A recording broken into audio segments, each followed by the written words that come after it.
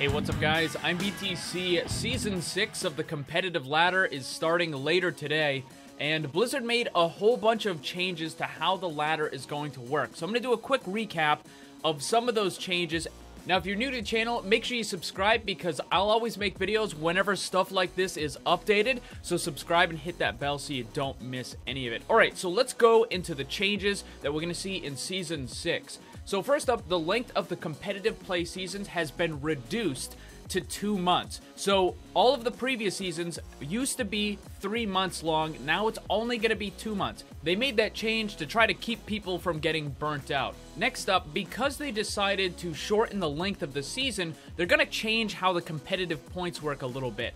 So you're going to get less at the end of the season because it's not quite as long, but during the season when you're actually playing the matches, you're going to get more. So it's more incentive for people to play and continue to compete on the ladder rather than just getting your rank and then waiting for the end of the season. So the changes are going to be this. It's going to be 15 competitive points for a win, which it used to be 10, and you get 5 competitive points for a tie, whereas it used to be 3.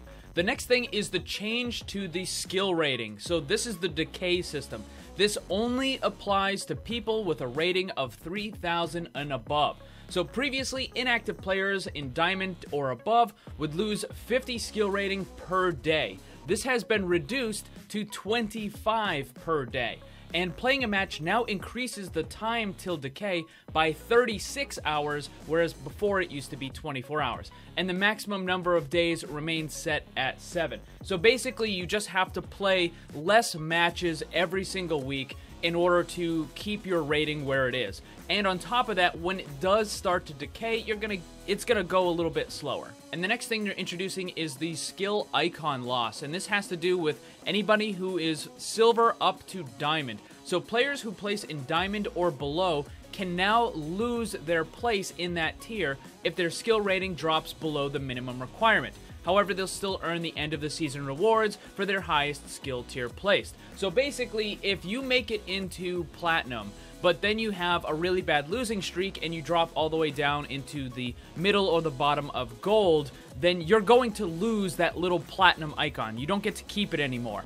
So next up is the control maps, and this is a pretty big change because I don't know about you guys, but I seem to always get control maps whenever I'm in competitive play, and now it's going to be best of 3 instead of best of 5, and this is to make the length of the entire match more in line with the other stuff, like the assault maps and the payload maps and stuff, because they were finding that the King of the Hill maps were lasting just far too long. So they shrunk it down. It's now best of 3 instead of best of 5. The next one, and this is really big because it was insanely frustrating and really stupid for them to do this, was that player skill ratings will no longer be temporarily lowered at the beginning of the season, basically after you do your placement matches. So in case you didn't know, what they did for all the previous seasons was, let's say you placed at 3,000, right? Blizzard wouldn't actually give you 3,000. They would take away hundreds of points and put you down at like 27 or 28 or something like that, right? You would start way lower than where you should have been. And their idea was, oh, well, it's fun to climb the ladder. And for any of you out there who have played on the competitive ladder, you know that it's not exactly all that fun an experience to try to climb back up to where you used to be. So they got rid of that nonsense, and now your placement match should put you where you generally should be. And because of that, the skill rating that you earn during your placement matches has been modified slightly, so it should more accurately reflect what you're actually supposed to be at. Now, this doesn't mean that it's perfect, but hopefully it's at least a little bit better than what we have had in the past.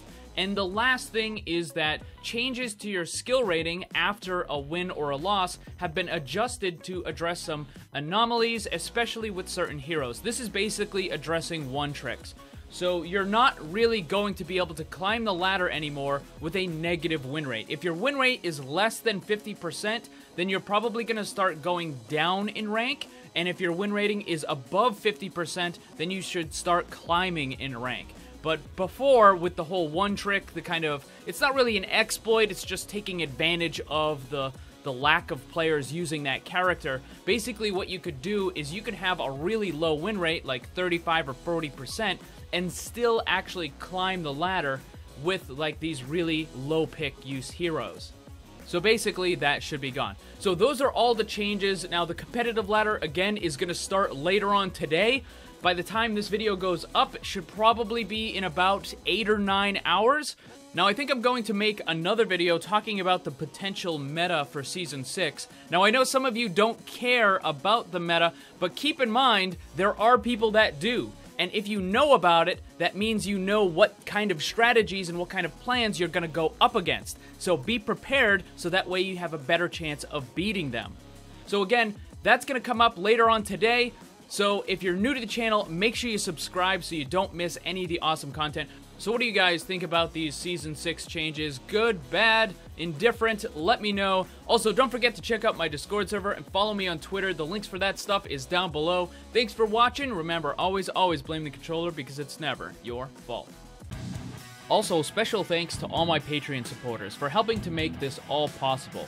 If you'd like to see what kind of cool rewards you can get for supporting the channel, check the links on screen and down below.